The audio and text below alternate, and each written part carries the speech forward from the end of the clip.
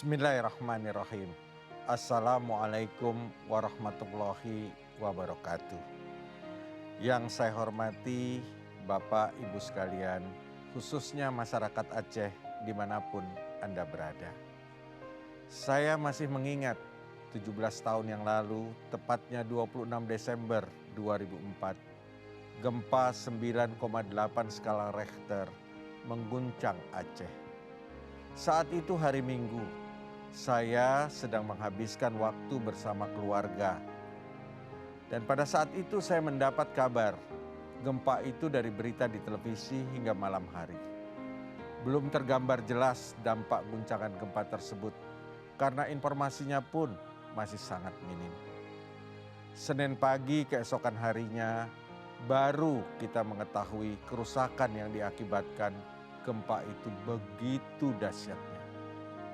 Ternyata mengakibatkan tsunami yang begitu besar dan meluluh lantakkan daratan Aceh. Gelombang tsunami juga menerjang kawasan Provinsi Sumatera Utara hingga negara tetangga seperti Thailand, Sri Lanka, dan beberapa negara Asia Selatan. Tanpa bermaksud membuka luka lama dari bencana tersebut, namun kita ingat, dunia ikut menangis. Saya dan keluarga juga ikut menitikkan air mata, menyaksikan itu semua. Meskipun hanya melalui layar kaca, kemudian saya bergegas melakukan koordinasi dengan semua pihak untuk membantu saudara-saudara kita di Aceh dan Sumatera Utara. Saya juga memerintahkan Trans TV pada saat itu untuk segera membuka dompet amal, menggalang dana dari pemirsa, di samping dana pribadi dan dari seluruh perusahaan-perusahaan yang saya naungi. Bantuan langsung untuk korban bencana tsunami di Aceh itu pun saya sendiri yang mengkoordinasikannya. Derita Aceh akibat tsunami mengundang solidaritas semua insan bangsa untuk bahu-membahu memberikan bantuan ke korban bencana tsunami Aceh.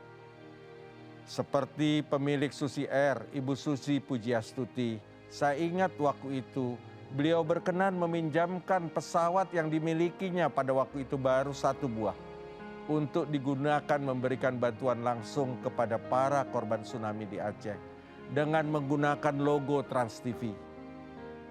Di hari kedua setelah bencana, saya langsung terbang ke Medan menyusul Pak Ishadi SK yang sejak hari pertama sudah berada di sana. Sedikit bercerita mengenai sulitnya mengakses jalur pendaratan yang rusak untuk mendarat di Melaboh. Pesawat Cessna berkapasitas 12 orang penumpang itu menjadi pesawat pertama yang mendarat di Melaboh pasca tsunami Aceh menimpa. Butuh persiapan serangkaian simulasi di Medan untuk kemudian pesawat itu bisa berhasil mendarat di jalur pendaratan yang rusak di Melaboh. Karena menara pengawasnya pun rusak, sehingga pesawat tersebut harus melakukan orientasi fisik dengan mengelilingi landasan beberapa kali untuk melihat celah pendaratan yang memungkinkan. Selama 2 minggu, saya bolak-balik antara Aceh dan Medan menggunakan pesawat untuk memimpin langsung penyaluran bantuan di Aceh. Saya sempat menginap di pendopo yang saat itu dijadikan sebagai posko koordinasi bantuan.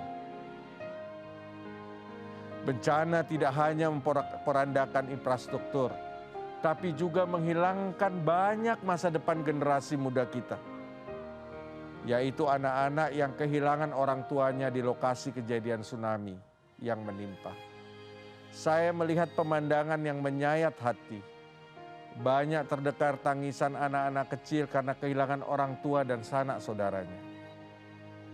Kalaupun di antara mereka masih ada yang memiliki orang tua, namun mata pencaharian keluarganya pun sudah hilang. Merasakan keputusasaan anak-anak tersebut, saya tergerak untuk membantu mereka untuk tetap memiliki harapan, memiliki masa depan. Atas dasar itulah saya mencari cara untuk menyelamatkan mereka. Memasukkan mereka dari teman saya seorang putra Aceh, saudara Jufli Bahruni yang saat kejadian sedang melaksanakan ibadah umroh. saya menelepon beliau. Saya mengutarakan bahwa saya ingin mendirikan sebuah rumah penampungan bagi anak-anak korban bencana tsunami.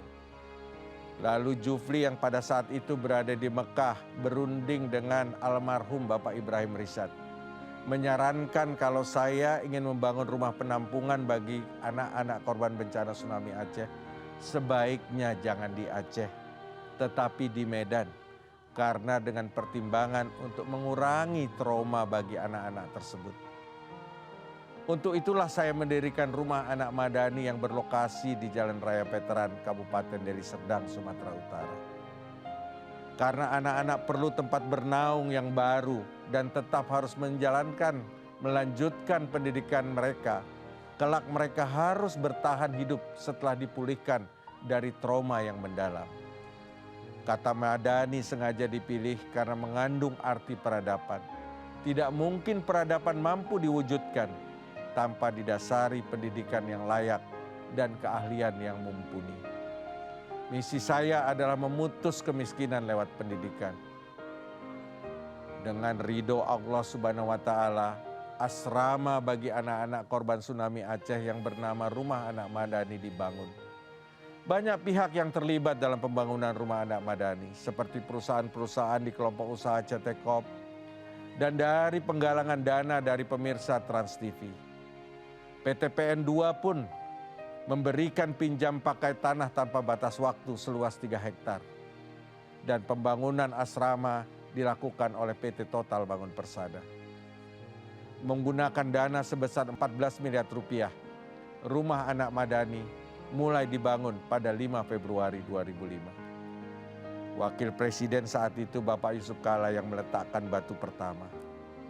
8 bulan kemudian, tepatnya pada 25 Desember 2005, seluruh sarana telah rampung. Dan anak-anak korban tsunami pun sudah menempati asrama itu. Presiden SBY pada saat itu yang meresmikan dengan almarhum Ibu Ani Yudhoyono, dan datang pula Presiden Timur Leste Sanana Gusmao. Seiring berjalannya waktu, Rumah Anak Madani yang awalnya sebagai rumah penampungan anak-anak korban bencana tsunami Aceh, kemudian berkembang menjadi sekolah unggulan CT Arsa Foundation di tahun 2010. Istri saya, Anita Ratnasari, yang kemudian memimpin berdirinya sekolah unggulan CT Arsa Foundation ini, memfasilitasi semua fasilitas secara gratis. Semua anak yang tinggal di Rumah Madani itu dan bergabung dengan anak-anak dari Sumatera Utara yang tidak mampu, namun memiliki intelijensi tinggi, bersekolah di sekolah menengah atas unggulan CT Arsa Foundation. Saya patut bangga karena akhirnya anak-anak Aceh itu mampu menjadi pribadi yang unggul, beriman, cerdas, berkarakter, dan bermanfaat bagi sekitarnya.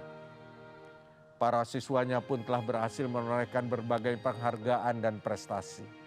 Dan yang lebih membanggakan, dan saat ini ya apabila kita melihat anak-anak Aceh yang dahulu kehilangan harapan, saat ini telah menjadi sarjana lulusan universitas-universitas terbaik di negeri ini.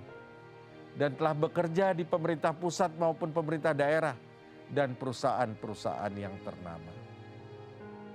Selalu ada hikmah besar di balik bencana. Gotong royong, solidaritas, dan rasa persaudaraan oleh seluruh rakyat Indonesia bergerak membantu Aceh pada saat itu. Membantu masyarakat Aceh tanpa terkecuali untuk bangkit dan hidup lebih baik. Itulah modal bangsa kita. Bangsa yang kuat. Aceh mengajarkan kita merajut persaudaraan. Aceh mengajarkan kita menjalin solidaritas.